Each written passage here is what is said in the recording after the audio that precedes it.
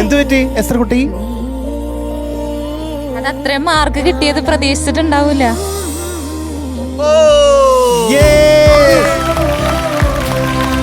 മഞ്ഞൾ പ്രസാദവും നെറ്റിയിൽ ചാർത്തി മഞ്ഞക്കുറി മുണ്ടു ചുറ്റി.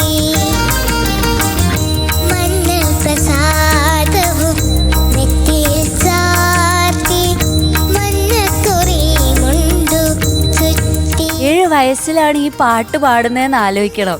Hats off. Thank you. ഈ കുഞ്ഞ് പാടുമ്പോ ആ ഡീറ്റെയിലോട്ടുള്ള ഒരു ഒബ്സർവേഷൻ ഉണ്ടല്ലോ, അത് ഗംഭീരാണ്.